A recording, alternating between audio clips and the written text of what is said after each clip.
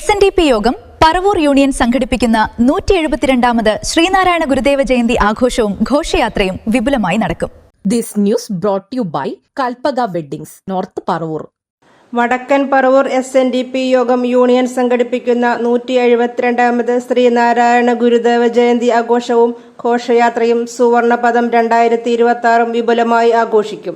August 16 ഞായർ ഉച്ചയ്ക്ക് 2 മണിക്ക് ആലുവ അദ്വൈതാശ്രമത്തിൽ ഗുരുദേവൻ ജ്വലിപ്പിച്ച കെടാവിളക്കിൽ നിന്ന് അദ്വൈതാശ്രമം മഠാധിപതി ശ്രീമദ് ധർമ്മ ചൈതന്യ സ്വാമികൾ യോഗം പ്രസിഡന്റ് ഡോക്ടർ MN സോമന് പകർന്നു നൽകുന്ന ദിവ്യജ്യോതി പറവൂർ യൂണിയൻ ചെയർമാൻ സ്വീകരിച്ചാനയിച്ച് വൈകിട്ട് 5 മണിയോടെ പറവൂർ മുനിസിപ്പൽ കവലയിലെത്തിക്കും. തുടർന്ന് ദിവ്യജ്യോതിയെ യൂണിയൻ ഭാരവാഹികളും പോഷക സംഘടനാ ഭാരവാഹികളും വിവിധ ശാഖാ ഭാരവാഹികളും ശാഖാ പോഷക സംഘടന ഭാരവാഹികളും വാദ്യമേളങ്ങളുടെ അകമ്പടിയോടെ യൂണിയൻ ഓഫീസിലേക്ക് വരവേൽക്കുന്നു. തുടർന്ന് ജ്യോതി പര്യടന സമ്മേളനം നടക്കും. ആഗസ്റ്റ് 28 വെള്ളി ഉച്ചയ്ക്ക് 2-ന് സാംസ്കാരിക ഘോഷയാത്രയും തുടർന്ന് വൈകിട്ട് 5-ന് സമാപന സമ്മേളനവും നടക്കും. സമ്മേളന വേദിയിൽ SSLC +2 ഫുൾ A+ നേടിയ വിദ്യാർത്ഥികൾക്ക് സമ്മാന വിതരണവും യൂണിയൻ തല കലാമത്സര വിജയികൾക്കുള്ള സമ്മാനവും വിശിഷ്ട വ്യക്തികളെ ആദരിക്കലും നടക്കും. പറവൂർ താലൂക്ക് പ്രസ് ക്ലബിനു വേണ്ടി നടത്തിയ വാർത്താ സമ്മേളനത്തിൽ യൂണിയൻ ഭാരവാഹികളായ chairman CN Radhakrishnan, convener Shaiju Manakkappady, യോഗം ഡയറക്ടർമാരായ PS ജയരാജ്, MP ബിനു, യോഗം inspecting officer D Babu, union administrative committee അംഗം VN നാഗേഷ് എന്നിവർ വാർത്താ സമ്മേളനത്തിൽ അറിയിച്ചു. ഇത്തവണ പറവൂർ SNDP യൂണിയന്റെ കീഴിലുള്ള 72 ശാഖകൾ, ഏതാണ്ട് 350-ൽ പരം കുടുംബ യൂണിറ്റുകൾ, അതോടൊപ്പം തന്നെ മൈക്രോ ഫൈനാൻസ് യൂണിറ്റുകൾ ഉൾപ്പെടെ ഏതാണ്ട് 25,000-ഓളം വരുന്ന യൂണിയനിലെ കീഴിലുള്ള കുടുംബാംഗങ്ങൾ ഒത്തുചേർന്നുകൊണ്ട് ഒരു ഗംഭീര ആഘോഷമായി മാറ്റുവാനാണ് തീരുമാനിച്ചിട്ടുള്ളത്. പറവൂർ SNDP യൂണിയനിൽ ഘോഷയാത്ര ആരംഭിച്ചിട്ട് 50 വർഷം തികയാണ്. ഈ ഗോൾഡൻ ജൂബിലി വർഷത്തിൽ 50,000 ശാഖാംഗങ്ങളെ പങ്കെടുപ്പിച്ചുകൊണ്ട് SNDP യോഗത്തിൻ്റെ കീഴിലുള്ള 147 യൂണിയനുകൾ നടത്തുന്ന ഘോഷയാത്രയിൽ ഒന്നാമതായി മാറുവാൻ വേണ്ട നടപടിക്രമങ്ങൾ ഇപ്പോൾ തന്നെ ആരംഭിച്ചു കഴിഞ്ഞു.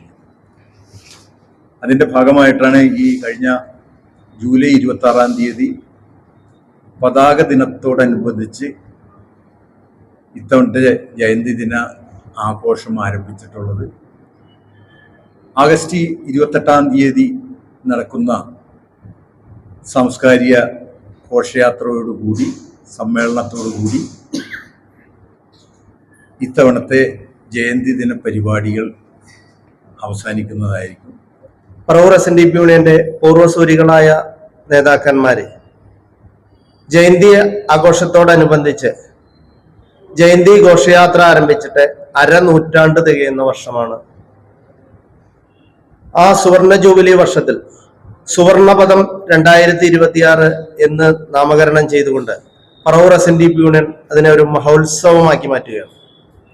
നമുക്കറിയാം, SNDP യോഗത്തിന്റെ ഏറ്റവും വലിയ ജയന്തി ഘോഷയാത്ര നടക്കുന്ന യൂണിയൻ ഏതാണ് എന്ന് ചോദിച്ചാൽ അത് പറവൂർ SNDP യൂണിയനാണ്. ആ പറവൂർ SNDP യൂണിയൻ മുൻകാലങ്ങളിലൊക്കെ 1,00,000-ലധികം പേരെ പങ്കെടുപ്പിച്ചുകൊണ്ടാണ് ജയന്തി ഘോഷയാത്ര നടത്തുന്നതെങ്കിൽ ഈ വർഷം ഈ ജൂബിലി വർഷത്തിൽ ആ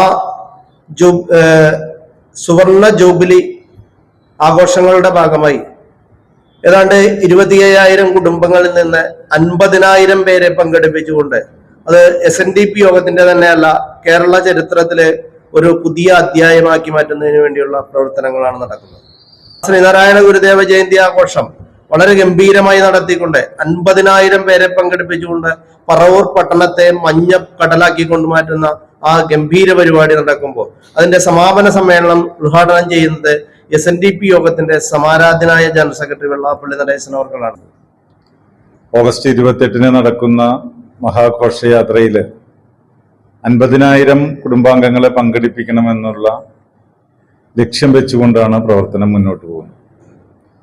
പറവൂർ പട്ടണത്തെ പീതകടലാക്കി മാറ്റുന്ന ഈ ഘോഷയാത്രയെ നിയന്ത്രിക്കുന്നതിന് വേണ്ടി ഏകദേശം 300ഓളം യൂത്ത് മൂവ്മെന്റ് പ്രവർത്തകരെയാണ് വോളണ്ടിയേഴ്സ് ആയിട്ട് നിശ്ചയിച്ചിട്ടുള്ളത്. പറവൂർ പട്ടണത്തില് തിരക്ക് കുറക്കാനും ബ്ലോക്കുകൾ ഒഴിവാക്കിക്കൊണ്ടുമുള്ള ഒരു ഘോഷയാത്രയായിരിക്കും നമ്മൾ ഇത്തവണ അറേഞ്ച് ചെയ്യുന്നത്. ഇതിന്റെ സമാപന സമ്മേളനം ഉദ്ഘാടനം ചെയ്യുന്നത് SNDP യോഗം ജനറൽ സെക്രട്ടറി പത്മഭൂഷൺ ശ്രീ വെള്ളാപ്പള്ളി നടേശൻ അവർകളാണ്. അദ്ദേഹത്തിന് പത്മഭൂഷൺ അവാർഡ് ലഭിച്ചതിന് ശേഷം പറവൂരിൽ ആദ്യമായിട്ടാണ് എത്തുന്നത്. അതുകൊണ്ട് അദ്ദേഹത്തിനുള്ള സ്വീകരണവും കൂടി ഈ യോഗത്തിൽ അറേഞ്ച് ചെയ്തിട്ടുണ്ട്. 16-ാം തീയതി ആലുവ ദ്വൈതാശ്രമത്തിൽ നിന്നും കൊളുത്തി വരുന്ന ദിവ്യജ്യോതിക്ക് മുനിസിപ്പൽ കവലയിൽ നിന്നും വാദ്യമേളങ്ങളുടെ അകമ്പടിയോടുകൂടി ആനയിച്ചുകൊണ്ട് പറവൂർ SNDP യൂണിയന്റെ ആസ്ഥാനത്ത് എത്തിച്ചേരുകയും അവിടെ സാംസ്കാരിക സമ്മേളനം നടക്കുകയും ചെയ്യും.